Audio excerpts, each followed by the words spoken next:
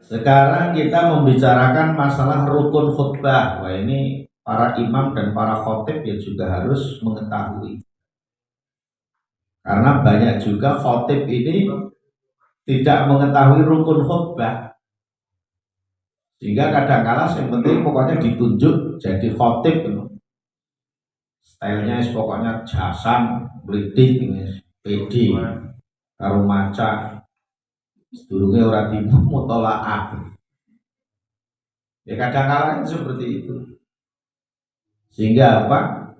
Rukun khutbah banyak ketinggalan, terutama yang Arab. Padahal yang Arab ini, yang bahasa Arab itu yang pokok. Kalau bahasa Indonesia itu nggak pokok.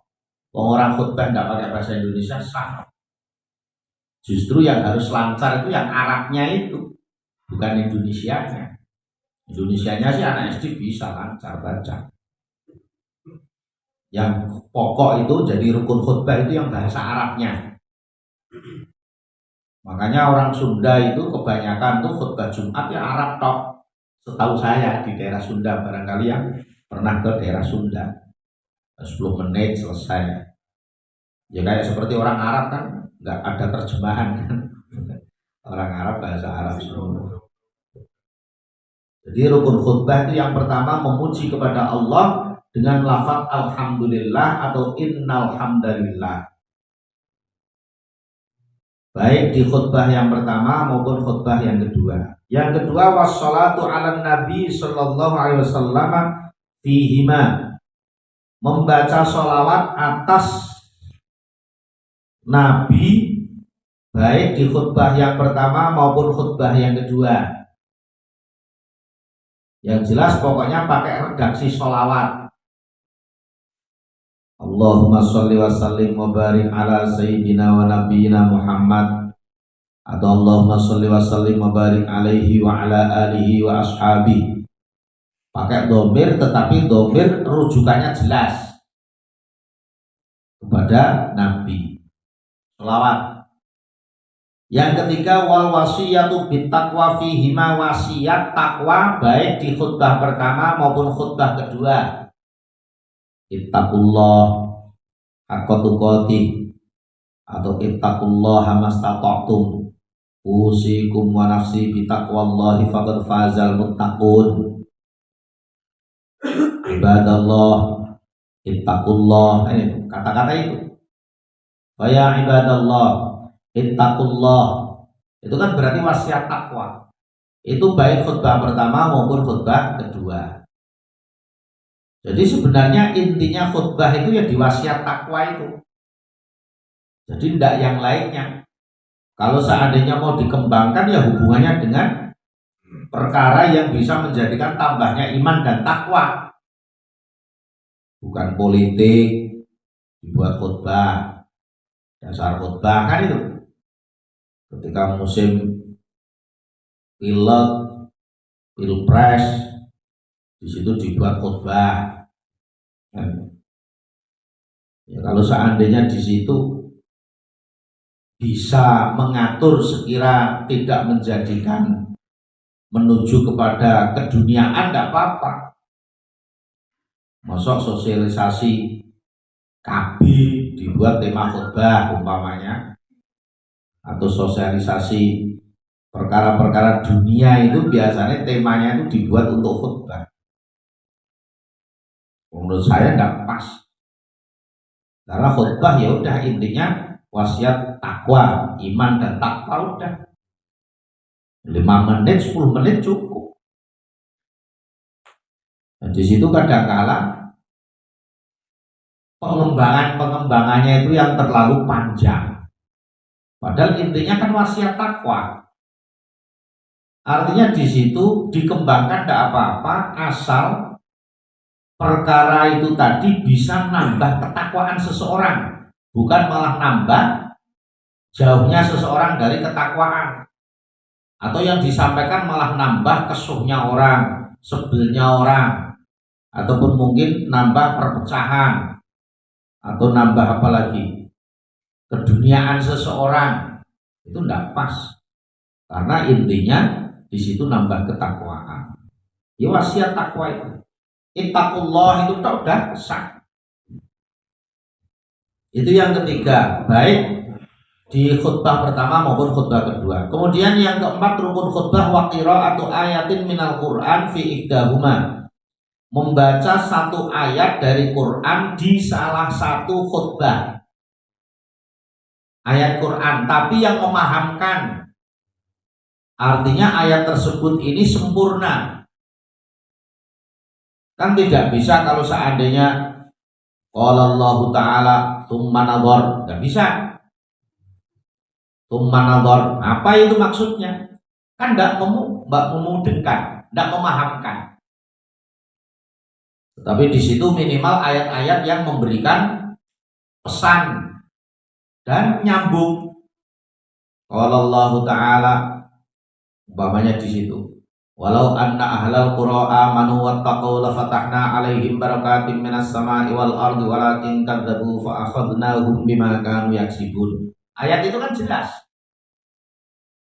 Dan seandainya sesungguhnya penduduk sebuah negeri kan beriman dan bertakwa, maka sungguh kami bukakan atas mereka keberkahan-keberkahan dari langit dan bumi. Ada jelas memahamkan artinya. Tapi kalau satu ayat yang tidak memahamkan, contoh itu tadi Manador, ya, itu kan satu ayat, ayat yang terpendek. Qala Allah Ta'ala Yasin, nggak memahamkan kan? Itu tidak boleh, harus satu ayat minimal. Nah ini para khotib juga mutolaahnya harus rajin sebelum khutbah. Jangan ketika membaca Indonesianya itu lancar, tapi ketika giliran baca ayat Qur'annya plegak-plegu, gerudal-gradul. Itu kan kalau plegak-plegu, gerudal-gradul bisa membatalkan khutbah. Harus lancar. Itu ayat Qur'an karena rukun. Pokoknya yang rukun-rukun itu harus lancar. Nggak boleh gerudal-gradul. Terutama yang Arab ini. Itu di salah satu mau diletakkan di khutbah pertama, apa khutbah kedua boleh. Nah yang terakhir, yang kelima, wa du'a ulil mu'minin wal mu'minat fil akhirati, mendoakan untuk orang mukminin mukminat di khutbah yang kedua, khutbah yang terakhir. Allahumma ighfir lil mu'minina wal mu'minat wal muslimina wal muslimat al ahya'i minhum wal amwat. Ini mesti itu. Ya Allah, ampunilah dosanya mukminin mukminat, muslimin muslimat, baik yang masih hidup maupun yang sudah mati, kan itu. Berarti mendoakan kepada orang mati sampai, karena memang khotib setiap Jumat mendoakan semua seluruh dunia. Ada yang khotib tidak mudeng, dia itu khutbah baru mendoakan orang hidup mati, tapi selesai khutbah mendoakan orang mati tidak sampai, padahal dia baru khutbah mendoakan orang mati. Itu saking tidak mudengnya khotib. Gitu. Kadang-kala lucu. Oh, mendoakan orang mati tidak sampai, dia baru khutbah mendoakan orang mati. Bahkan menjadi rukun seluruh dunia. Itu gampangnya seperti itu. Kadang orang kan lucu-lucu. Mendoakan orang mati tidak sampai. Tidak sampai gimana? Dia itu setiap Jumat-Jumatan kok tidak sampai. Dia mendengarkan khutbah dan mengikuti khotib yang mendoakan orang mati tidak sampai lah, terus dia membuat aturan sendiri. Kadang-kala orang itu ya lucu-lucu tapi tidak terasa lucu. Berarti kalau doa itu tidak dibaca tidak sah. Tidak sah. Tidak sah. Walaupun tidak pakai redaksi Allah maghfir lil mu'minin wal mu'minat. Umpamanya di situ Rabbana ighfir lana wa li ikhwanina alladziina sabaquna bil iman, itu sudah cukup. Allahumma ighfir li ummati sayyidina Muhammad. Jadi di situ intinya dia rujukannya ya kepada mukminin mukminat, muslimin muslimat, mendoakan ampunan kepada mukminin mukminat, muslimin muslimat, baik yang masih hidup maupun yang sudah mati. Intinya mendoakan ampunan. Kalau tidak mendoakan ampunan berarti ya kurang, tidak sah khutbahnya. Nah, ini 5 rukun yang harus diketahui setiap khotib yang mau khutbah. Ada pertanyaan? Rukunnya harus berbahasa Arab. Harus. Standarnya bahasa Arab. Ya, kalau seandainya bahasa Indonesia, wong Arab kan tidak tahu Indonesia. Rukunnya pokoknya harus bahasa Arab. Walaupun bahasa Indonesianya gradul-gradul tidak apa-apa. Bahkan tidak pakai bahasa Indonesia sah. Kan tidak disyaratkan harus diterjemahkan, kan tidak. Tidak ada syarat harus diterjemahkan. Ada lagi? Kalau mau membaca ayat itu harus seperti ayatnya itu Allah Ta'ala langsung ayat. Oke, kalau seandainya pakai itu qala Allah Ta'ala ba'da a'udzu billahi minasyaitonir rajim. Jadi qala Allah Ta'ala, tapi kalau seandainya niatnya di situ adalah untuk dipisah, tidak apa-apa. Menyimpan domir. Allah Ta'ala berfirman, terus kemudian dia niatnya ta'awudnya itu memang sunnah. Setiap orang yang ingin membaca ayat itu sunnah membaca ta'awud. Tidak apa-apa kalau dia tahu. Memang qala Allah Ta'ala ba'da a'udzu billahi minasyaitonir rajim. Kalau seandainya langsung tidak apa-apa, malah lebih bagus. Karena ta'awud itu kan bagi orang yang memang sebelum membaca Al-Quran.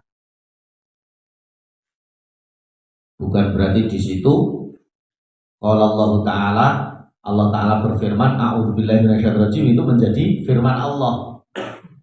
Padahal firman Allahnya kan bukan a'udzubillahi minasyaitonirrajim kan, tapi fasta'id billahi minasyaitonirrajim kan itu. Kalau di Qur'annya tidak qira'atai. Apa ayatnya? Faidza qara'tal Qur'an fasta'id billahi minasyaitonirrajim kan itu. Jadi bukan faidza qara'tal Qur'an a'udzu billahi minasyaitonirrajim kan. Ada lagi? Nah itu seandainya ada orang khatib yang setiap mau membaca ayat Al-Quran itu mesti baca a'udzubillahi minasyaitonirrajim, itu harus diingatkan atau biarkan saja? Biarkan saja. Biarkan saja. Oke. Daripada moto.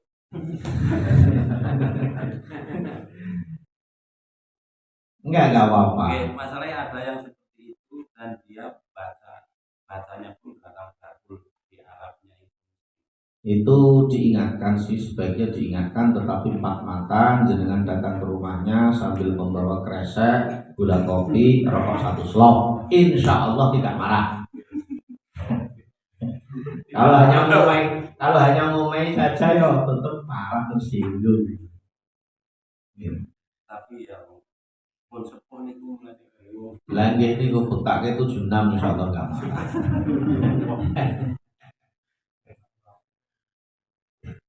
Ya memang ketika setiap baca ayat ya ta'awudz bismillah tidak apa-apa. Artinya itu tadi, niatnya itu tadi.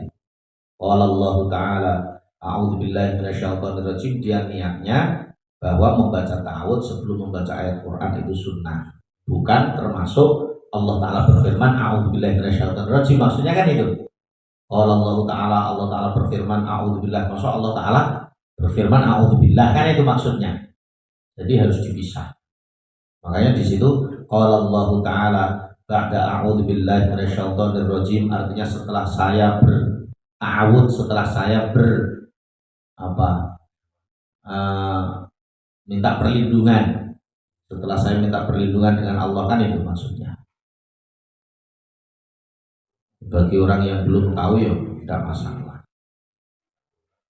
Yang jelas intinya ayat Qur'annya jangan gerudal-geradul, harus dimutolaah, dibaca dulu, disinauni kan sebelum khutbah, harusnya kan seperti itu.